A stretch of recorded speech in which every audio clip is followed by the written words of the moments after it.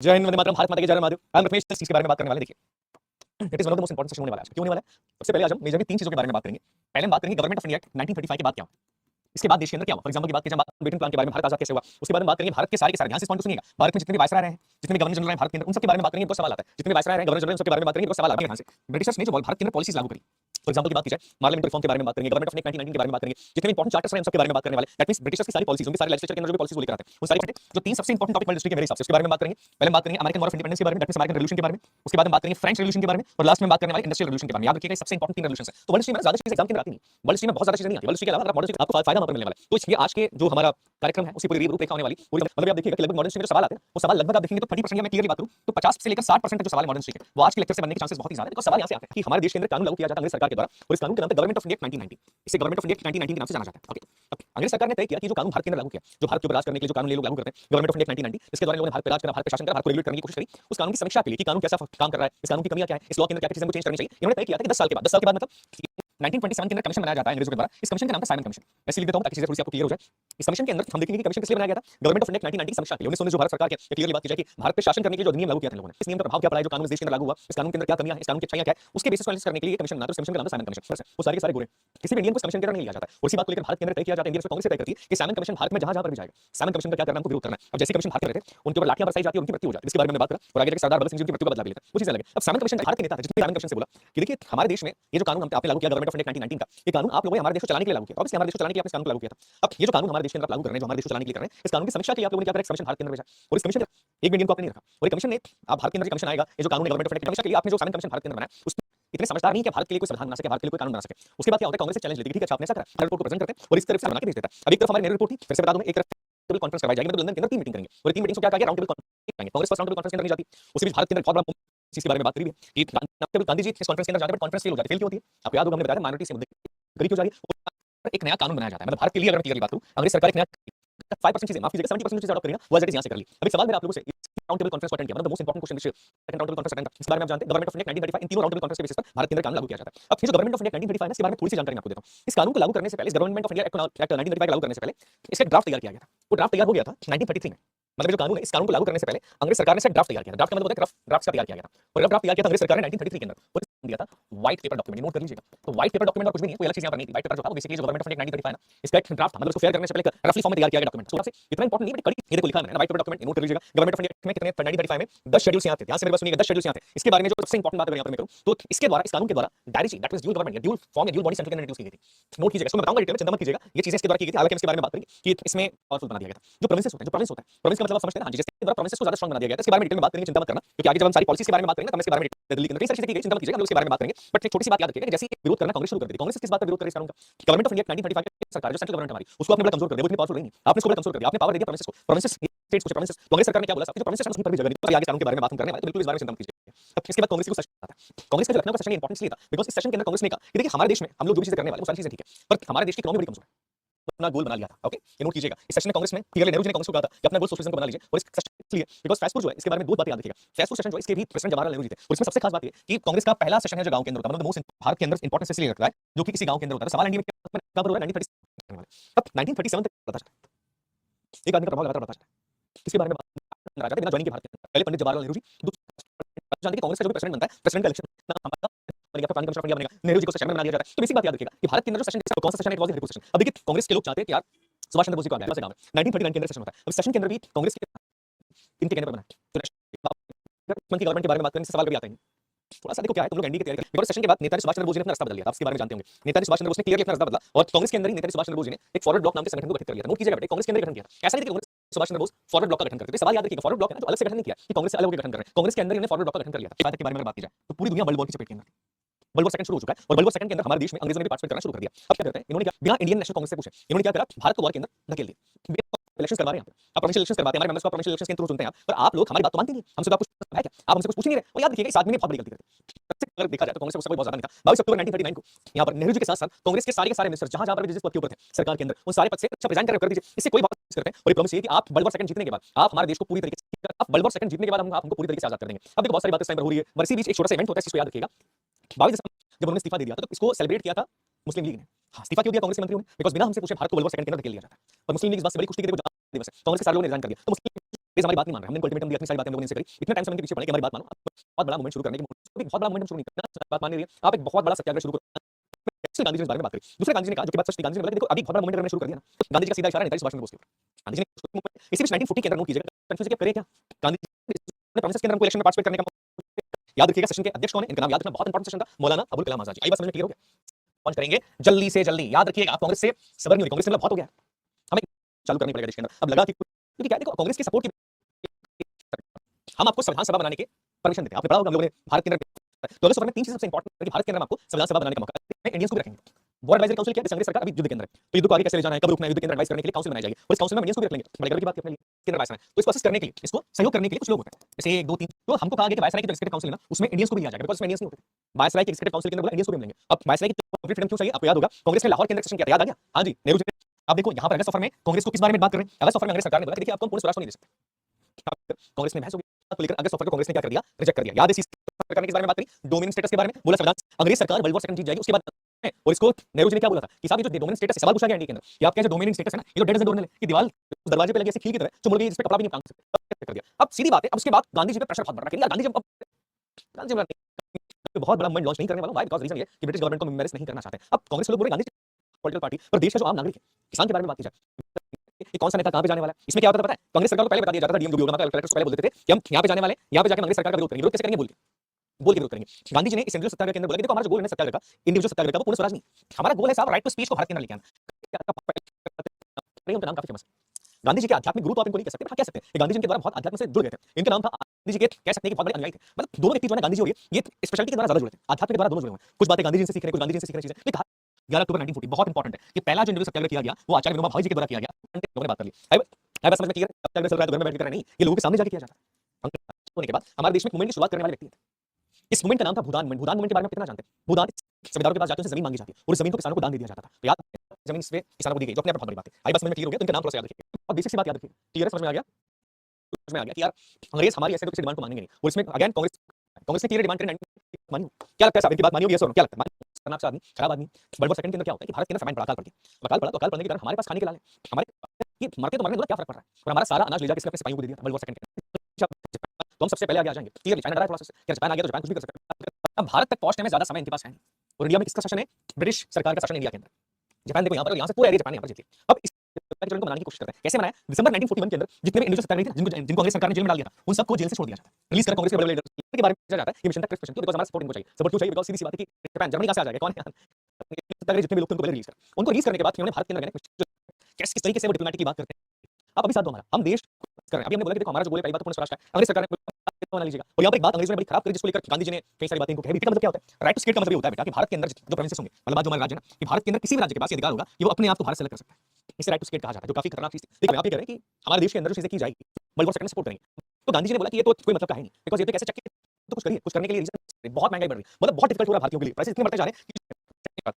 कि दी जाती गांधी जी को, गांधी जी कहते हैं मूवमेंट की मैं शुरुआत कर दूंगा, और ये जो मूवमेंट है ये भारत का सबसे बड़ा सिविल डिसोबीडियंस मूवमेंट होगा, ध्यान से मेरी बात सुन, गांधी जी ने मूवमेंट खत्म कर दिया, अब भारत के लोग बोले ठीक है गांधी जी शुरू करो, गांधी जी ने अंग्रेज सरकार से नहीं किया जाएगा, जो वायसराय है भारत के अंदर अंग्रेज सरकार का, उससे कोई भी नेगोशिएशन नहीं करेंगे, अब हमारा नारा है करो या मरो का, गांधी जी करो या मरो, कोई फर्क नहीं पड़ता। या 1942 को भारत के अंदर कांग्रेस एक मीटिंग करती है, कहां पर, ग्वालियर टैंक के अंदर, नोट कीजिएगा, एक प्रपोजल दिया जाता है और वहां से क्विट इंडिया मूवमेंट की शुरुआत की जाती है, अंग्रेज गांधी जी ने मूवमेंट की शुरुआत कर दी, पूरा देश अंग्रेज सरकार डरी, अब क्या करें, इतना बड़ा मूवमेंट गांधी जी ने शुरू कर दिया, ये बात हम नहीं मानेंगे। अब जैसे ही मूवमेंट की शुरुआत की जाती है, गांधी जी को पता था कि देखिए आप जो चीजें कह रहे हैं इतना का सबसे बड़ा सिविल डिसोबीडियंस मूवमेंट होने वाला है, गांधी जी ने उनसे बोला कि रिजाइन मत करो, जिस जिम्मेदारी की जमीन पे तुम काम कर रहे हो, अगर तुम्हारा जिम्मेदार सरकार को नहीं मानता, अंग्रेज सरकार के खिलाफ है, तो तुम उसको रहने दो, कोई दिक्कत नहीं, उसका साथ ये बताओ, और लोगों से कहा प्रिंसली स्टेट्स के कि अगर तुम्हारा राजा हमारे सरकार एक ऑपरेशन चला, इस ऑपरेशन का नाम था ऑपरेशन जीरो ओवर, नोट कीजिएगा, बहुत इंपॉर्टेंट बात है, मतलब सोचो अंग्रेज सरकार ने क्या बोला, अंग्रेज सरकार ने क्लियर कर लिया था, आपको 12 बजे निकले, सब कर लिया national, that's why Gandhi ji सारे कांग्रेस के छोटे नेता थे, उन नेताओं ने इस मूवमेंट की पूरी कमांड संभाली। जैसे एग्जांपल की बात करें, बहुत बड़ा किया जा रहा है, फॉर एग्जांपल की बात की जाए, उषा मेहता जो कि बात अपोज किसने किया, मुस्लिम लीग ने मूवमेंट को पूरा अपोज किया, नोट कीजिएगा, हिंदू महासभा सपोर्ट किया जा रहा है लोगों के द्वारा, बाकी प्रिंस सीधा लोगों को गोली मारने का आदेश दे दिया। आप सोचो भारत में 7000 लोग मर गए इस मूवमेंट के अंदर, कर रही थी, केवल मात्र 17 साल की आयु में इनको गोली मार दी जाती, उनका नाम याद रखिएगा, क्या ब्रूटली मूवमेंट को दबाया, मतलब बहुत ब्रूटली दबाया, 1944 के बीच में 2 बार काला चुका था। अब गांधी जी इसी बात से नाराज होकर 21 दिन के फास्ट पे बैठे, को वोट करना कि मुस्लिम लीग की सोच उस टाइम पर क्या है, तो छोटी सी बात याद रहेगी आपको, लीडर्स को अरेस्ट कर लिया जाता है, बाहर निकलने नहीं दिया जा रहा है, तो ये चीजें आपको में आ गया। हां जी, एग्जाम में कई बार सवाल पूछे जाते हैं, जिन्ना क्या चाहता है कि हमारे लिए देश, अलग देश का निर्माण किया जाए, और मोहम्मद अली जिन्ना ने बोला कि देखो जो बांग्लादेश वाला इलाका है और जो ये वाला इलाका है, इसको नॉर्थ वेस्ट और इन दोनों एरिया को काटो और इनको हमारा देश बना दो, क्लियरली जिन्ना ऐसे इंडिकेशंस जिनका नाम था चक्रवर्ती राजगोपालाचारी, वो एक फार्मूला लेकर, ये फार्मूला एग्जाम के अंदर पूछा गया, नोट कर लीजिएगा, मतलब करवा लेंगे वोटिंग। यहाँ पर हम करवाएंगे वोटिंग। वोटिंग कैसे करवाएंगे? वोटिंग हम करवाएंगे कि यहाँ के जितने भी लोग वोट देंगे और वो वोट देकर चुनेंगे कि उनको भारत में जाना है, पाकिस्तान के अंदर जाना है। सही बात है ना? पहली बात उन्होंने बोली कि अपने काम करते हैं, उससे पूछ लेते, वहां के लोगों से पूछ लेंगे ना। देश डिवाइड हो गया, एक एरिया बना पाकिस्तान, एक एरिया बना भारत, तो हम काम करेंगे, हमारा डिफेंस, हमारा कॉमर्स, हमारा कम्युनिकेशन हम एक ही रखेंगे। मतलब भारत और पाकिस्तान की आर्मी एक ही होगी, भारत और पाकिस्तान के फाइनेंस एक ही होगा। वैसे उन्होंने बात करी, लड़ो मतलब ये काम कर लेते हैं और एक लोगों से प्लेबिसाइड करवाया जाएगा, मतलब वोटिंग करवाई जाएगी किनको भारत के अंदर जाना है, पाकिस्तान के अंदर जाना है। पहली बात तो सही थी। और दूसरी बात इसमें मान ली मोहम्मद जिन्ना ने, मोहम्मद जिन्ना ने पहले डिमांड की पता है क्या बोला? मोहम्मद जिन्ना ने बोला कि काम करेंगे, बोले हां वोटिंग करवाएंगे। जिन्ना की बात आप सुनना, वो क्या बोल रहा है? इन दोनों इलाके में जो हिंदूज रहते हैं ना, वो इस वोटिंग में पार्टिसिपेट नहीं करेंगे। मतलब एक फॉर्मूला हो जाता है फेल। तो छोटी सी आई बात समझ में क्लियर हो गया, समझ में आया।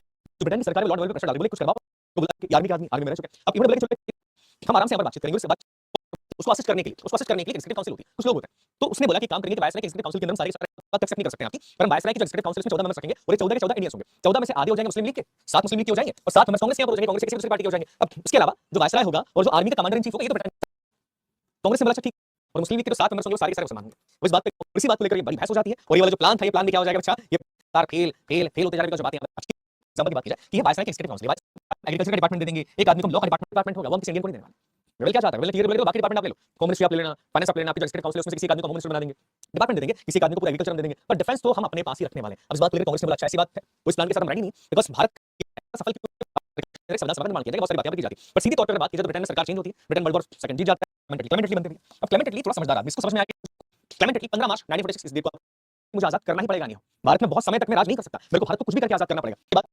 लॉर्ड वेल के ऊपर भी काफी प्रेशर आता है। What is the real meaning of cabinet mission? देखो बड़ा फेमस है, याद है पिक्चर, बड़ा फेमस है। देखो पिक्चर कौन सा, आप क्या चाहते हो, आप एक प्लान हमको बताओ कि आप क्या चाहते हो। इसी प्लान पे दोनों की सहमति नहीं बैठ पाती, तो कैबिनेट मिशन क्या बता रहा है, अब हम बताएंगे क्या करना है। जानो तो चीज थोड़ी सी इंपॉर्टेंट है। कैबिनेट मिशन ने प्लान बनाया किसका? पहली बात याद रखिएगा, इस मिशन ने क्लियरली बोला कि भारत होगा अनडिवाइडेड। किसी भी धर्म के आदमी को रिकमेंडेशन की थी प्रोविंशियल ग्रुपिंग्स। इन्होंने क्या बोला कि भारत के अंदर जो 11 प्रोविंस है ना, जो 11 लोगों की प्रोविंस पहले तो अपना संविधान बना लेंगे, जैसे बलूचिस्तान ने अपना संविधान बना लिया, ठीक है, बॉम्बे ने अपना संविधान बना लिया, सेंट्रल प्रोविंस ने अपना संविधान बना लिया। फिर ये जो पूरा ग्रुप है, फॉर एग्जांपल की बात सेक्शन का जो पूरा ग्रुप है, ये सारे प्रोविंस मिलकर अपने ग्रुप का संविधान बनाएंगे। जैसे इस ग्रुप ने अपना संविधान बना लिया, इस ग्रुप ने अपना संविधान बना लिया, इस ग्रुप ने अपना संविधान बना लिया, उसके बाद ये तीनों ग्रुप मिलकर भारत का संविधान बनाएंगे। पहली बात ये करेंगे कि सब प्रोविंशियल ग्रुपिंग कर दी जाएगी और इनको अपना संविधान बनाने की आजादी है। उसके बाद अपने ग्रुप का संविधान बनाएंगे, उसके बाद पूरे भारत का संविधान बनाएंगे। बड़ी अजीब बात करी। दूसरा बोला इन्होंने प्रिंसेस स्टेट्स, लेकिन तो प्रिंसेस स्टेट्स जो है उनके बारे में आगे तो आपके पास आजादी आप आगे इसमें क्लियरली कर दिया गया कि भारत में फॉरेन अफेयर्स कम्युनिकेशन के इस पे कानून यूनियन बना सकता है, बाकी सारे कानून बनाने के पावर किसके पास? देखिए प्रोविंस के पास। मतलब इस प्लान के तहत उन्होंने क्लियरली बात करी कि भैया जो चीज है ना वैसी होगी कि प्रोविंस सबसे ज्यादा पावरफुल होंगे और जो कोई सिंध बोल रहा है मेरे को केंद्र आना, तो 5 साल के बाद नोट करना हर की पावर सेंट्रल गवर्नमेंट के पास होने वाला है। यूनियन के पास क्या होगा? फॉरेन अफेयर्स होंगे, डिफेंस होगा, कम्युनिकेशन, चीजें होंगी। पाकिस्तान उस डिमांड को पूरी तरीके से, मुस्लिम लीग की डिमांड को पूरी तरीके से रिजेक्ट कर दिया जाता है। पेपर के नाम से कैबिनेट मिशन प्लान को कहा जाता है। सारे तो स्टेट का पेपर है, मुस्लिम लीग ने एक्सेप्ट कर लिया, बाद रिजेक्ट कर दिया, एक्सेप्ट कर लिया, हम तो भैया मजा आ गया हमको। बाद में समझ में आया कि इतने कॉम्प्लिकेटेड चीजें, इतनी बड़ा अजीब सा प्लान है, बहुत अजीब प्लान है कैबिनेट मिशन का। मतलब क्लियरली बात की जाए कि कुछ करे मुस्लिम लीग के 6 प्रोविंसेस हमको दे दो और इन 6 प्रोविंसेस को मिलाकर पाकिस्तान बनाएंगे। और क्लियरली एक नारा देते हैं जिन्होंने ने क्या बोला, एदर डिवाइड, या तो देश को तोड़ो या डिस्ट्रॉय इंडिया, या तो एदर एरिया के बारे में बात करूं नॉर्थ मॉडर्न तरीके से। और इस दिन को डायरेक्ट एक्शन डे के नाम से जाना जाएगा। कलकत्ता की हालत आप देखिएगा, मतलब सड़कें लाशों से भरती हैं। इस बात से गांधी जी बड़े नाराज थे। छोटे दो तीन पॉइंट्स मैं आपको बता देता हूं। पाकिस्तान शब्द दिया था चौधरी रहमत अली, नोट करना बेटा, 1933 में कैम्ब्रिज विश्वविद्यालय का स्टूडेंट है, इसने क्या पाकिस्तान शब्द दिया था, आके याद रखिएगा। अंदर के मुसलमानों के लिए हमको चाहिए देश, टू नेशन थ्योरी दी, याद रखिएगा। गांधी जी रिजेक्ट करके बोले तो बड़ी गलत चीज है, पर टू नेशन थ्योरी देने वाला देश चाहिए, चाहिए भारत, चाहिए पाकिस्तान। पाकिस्तान की जो क्लियर डिमांड है वो इसने करी थी 1940 के अंदर। तो बहुत सारी चीजें याद क्लियर चीजें भारत के हिसाब से सही है। किसी भी कीमत पर 3 जून 1948 से पहले, ध्यान से मेरी बात सुनिएगा, किसी भी कीमत पर 3 जून भारत के अंदर कैसे आदमी को वायसराय बनाकर भेजा जाता है जो बातचीत करने में बड़ा चतुर था। तो ये भारत के अंदर आता है और ये भारत के अंदर प्लान लेकर आता है। प्लान के अंदर प्लान उसके बाद बोला कि आसाम का जो सिलेक्ट वाला है, सवाल पूछा इंडिया ने, आसाम का जो सिलेक्ट रीजन है वहां पर वोटिंग करवाई जाएगी यहाँ से देश के अंदर, और केवल सिलेक्ट के अंदर नहीं करवाई जाती है। जब यहाँ पर रेफरेंडम करवा रहे थे, बढ़िया व्यक्ति थे, इनके एक ऑर्गेनाइजेशन का नाम खुदाई है ना, या पाकिस्तान के साथ जाना है। ओके, सवाल पूछा इंडिया ने। इसके अलावा क्लियरली कहा माउंटबेटन ने बोला कि देखो या तो आप भारत के साथ मिल जाओ, या तो पाकिस्तान के साथ मिल जाओ, या फिर आप क्या करो, इंडिपेंडेंट रहना शुरू करो। क्लियरली इसने बोला था 15 अगस्त से पहले भारत को 560 प्रिंसेस स्टेट्स ने ज्वाइन कर लिया था, केवल 3 ने ज्वाइन नहीं किया था। 3 कौन बना लिया। अब इन्होंने क्या करा, इन्होंने पाकिस्तान के साथ साइन कर ली कि हमको मिलना है पाकिस्तान के साथ। क्लियरली इन्होंने क्या करा, 15 सितंबर से जानी पड़ेगी और उसके बाद भारत ने इलेक्शन करवाया यहाँ पर 20 फरवरी 1948 को। यहाँ पर इलेक्शन 30% लोगों ने बोला हमको भारत के साथ जाना है। और उसके बाद जूना रजाकार के बारे में मूवी देखिए, समझ में आ जाएगी। रजाकार इनकी खुद की आत्मा, हरि सिंह याद है ना, राजा हरि सिंह जी, उसके बाद क्लियर है, समझ में आ गया। इसमें क्लियर बोला जा रही ना, उस टाइम ब्रिटेन का राजा है जॉर्ज 6, ठीक है, इसका नाम याद रखिए, काफी फेमस आदमी। जब भारत आजाद होता है तो ये भाई साहब उस टाइम ब्रिटेन के अंदर है, इनका नाम काफी। इसी बीच ये और याद रखिए, आप केवल पार्टीशन के बारे में जानते हैं, उसके बाद ये भारत और पाकिस्तान दो देश बनाए जाएंगे। और भारत को इन्होंने क्या बोला था कि भारत को जब आजाद करना, एक दिन पहले हमको आजाद करना। बेवकूफ लोग क्या बोला, भारत को आजाद करने से एक दिन पहले आजाद करना, तो उनको 14 अगस्त को आजाद कर दिया। बट याद रखना ये काफी इंपॉर्टेंट है। उसके बाद 4 जुलाई 1947 को किया जाएगा। उसके बाद उसको भारत के अंदर, या क्लियरली बात की जाए, दोनों देश भारत और पाकिस्तान के अंदर एक से कहा जाएगा गवर्नर जनरल, नोट की बनाए जाएंगे, दोनों का अलग अलग संविधान यहाँ पर होगा। मतलब चीजें चलाना है हमको, सीधी बात है। जब तक हमारा अपना संविधान नहीं बना लेते तब तक हम लोग गवर्नमेंट ऑफ इंडिया 1935 के हिसाब से अपने समझ में आ गया। नोट करना काफी इंपॉर्टेंट है। छोटी सी बात की मुझे लगा कि भारत को आजाद सी राजगोपालाचारी जी भारत के आखिरी गवर्नर जनरल बने, याद रखिएगा। उसके बाद इस पोस्ट को, जब देश में संविधान बन गया तो इस पोस्ट को खत्म करके कौन सी पोस्ट लेकर आ जाते हैं, भारत के राष्ट्रपति। क्या बात समझ में क्लियर हो गया? और जब भारत होगी, समझ में आ गया, क्लियर हो गया कैसे देश आजाद। माइंड मैप है इंडियन इंडिपेंडेंस का, जो ऊपर डेट्स दी गई हैं सारी importance. Government of India act आया था 1935 में, ड्राफ्ट किया था 1933 में। वाइट पेपर कहते थे। इम्पोर्टेंट 10th शेड्यूल में था। डायकेमी एट द सेंटर को ज़्यादा डायकेमी थी। प्रोविंस मोर पावरफुल, प्रोविंस ज़्यादा पावरफुल थी सेंटर से। और नेहरू चार्टर ऑफ स्लेवरी कहते हैं, जिन्ना इसे थ्रोडी रोटर कहते हैं। लखनऊ सेशन होता है 1936 में। प्रेसिडेंट जवाहरलाल नेहरू थे। सोशलिस्ट इसका वो था आइडियोलॉजी। और फेज 4 सेशन होता है 1937 में, विलेज में होता है ये। और उसके बाद हरिपुरा सेशन होता है 1938 में, सूरत गुजरात में। प्रेसिडेंट सुभाष चंद्र बोस थे, चेयरमैन नेहरू जी थे। यहाँ पर नेशनल प्लानिंग कमेटी बनाई जाती है। त्रिपुरी 1935 में होता है, मार्च में। गांधी जी स्टैंड अपोजिशन में खड़ा कर देते हैं किसको, पाथा भाई को, सुभाष चंद्र के बॉस में अपोजिशन में। फिर भी सुभाष चंद्र बोस जीत जाते, फिर गांधी जी की बात मान लेते हैं। वहाँ फॉर्मेशन करते हैं with in the Congress, formation करते हैं block with in the Congress, formation of forward block का करते हैं। वहाँ वर्ल्ड वॉर हो जाता है 1939 से 1945 के बीच में। उसके बाद लिथगोव वाइसरॉय था उस टाइम पर। कांग्रेस के लीडर को रिजाइन कर देते हैं, जिन्ना सेलिब्रेट करते हैं 22 दिसंबर को, डे ऑफ डेलीवरेंस। वहाँ के बाद रामगढ़ का सेटन होता है 1914 में। प्रेसिडेंट मौलाना थे उसके। लॉन्च होता है यहाँ से सिविल डिसोबीडियंट मूवमेंट। वहाँ के बाद अगस्त ऑफर आता है 1914 में। और जज थे असेंबली में, मतलब अगर सफ़र किया था असेंबली में पार्टिसिपेट करने दे देंगे, मतलब कॉन्स्टिट्यूट असेंबली बनाने के लिए अलाउ कर देंगे। एग्जीक्यूटिव में इंडियन को जज बनाने की अलाउ कर देंगे, परंतु किया नहीं था बाद में। बॉर एडवाइजरी के लिए रख लेंगे, पर इससे रिजेक्ट कर देते, मानते नहीं है Indian leaders. As the doorman कहते हैं नेहरू से। गांधी लॉन्च करते हैं individual satyagraha, right to speech का। दिल्ली चलो। आचार्य विनोबा भावे होते हैं वो। गांधी अध्यात्म से जुड़े थे आचार्य विनोबा भावे और गांधी जी। भागवा फर्स्ट इंडिविजुअल सत्याग्रह था ये। पवानार महाराष्ट्र में होता है 11 अक्टूबर 1940 में। वह भूदान ग्रामदान मूवमेंट होता है, जो कि विनोबा भावे चला रहे थे 1951 में। भागवत स्टार्ट होता है पोचमपुरी से। ये चला था 4.4 मिलियन एकड़ जमीन जान की थी। दिसंबर 1941 में वर्ल्ड वॉर सेकंड होता है। यहाँ पर शुरू हो रहा था। लीडर थे ये। क्रिप्टेशन लाती है सरकार, डोमिनेंट स्टेट का वो देती है, पर राइट सीक्रेट मतलब अलग होने का अधिकार दे देती है। मतलब हर से अलग होना चाहे तो राज्य कोई हो सकता है। वह गांधी से पोस्ट वो कहते हैं। उसके बाद पोस्ट चार्टर कहते हैं। क्विक इंडिया मूवमेंट शुरू होता है 1942 से 1944 के बीच में। जुलाई 1942 में वार्ड एक्सेप्ट करता है इसको। The idea of mass struggle था। गांधी जी नॉन वायलेंस की कहते हैं। काइंड डिसोबीडियंट मूवमेंट था। टेर कहते हैं गांधी जी। ग्वालियर टैंक से कहते हैं डू और डाई, कंप्लीट इंडिपेंडेंस बात करते हैं। नो नेगोशिएशन करते हैं। वायसराय नो नेगोशिएशन ही कह देते हैं। लॉन्च कर देते हैं अगस्त 8 1942 में। उसके बाद quick India movement by Yusuf Mehta के द्वारा बोली गई। इंडिया डू और डाई बोली गांधी जी के द्वारा। 9 अगस्त 1942 में ऑपरेशन जीरो चलाते सरकार अगेंस्ट में। काना जब बहुत बुरी रिप्रेस कर देते जब मूवमेंट को। बाबा कना लता बारूई मतलब 17 ईयर की, जिनने भी जान दे दी जाए। माता नी थुम इनने जान दे दी अपनी। फेमैन आते हैं 1943 से 1944 के बीच में। गांधी स्टार्ट करते हैं 21 डे फास्ट। बाद बेव प्लान लाया जाता है 1945 में। शिमला कॉन्फ्रेंस होते हैं जिन पे 21 मेंबर है, जहाँ में 15 मार्च 1946 में सिलेंडर एंड आता है 9 लीडर बनते हैं। लास्ट तो जे तो हम कंप्लीट इंडिपेंडेंस इंडिया को 16 मई 1946 में हाईलाइट करते हैं। कैबिनेट पर्सन आता है। स्टेट पेपर किया था जाकू। और भगवान डायरेक्ट एक्शन है आता है 27 जुलाई 1947 सिटी 6 प्रोविंस की डिमांड करते हैं। और जब एक्शन होता है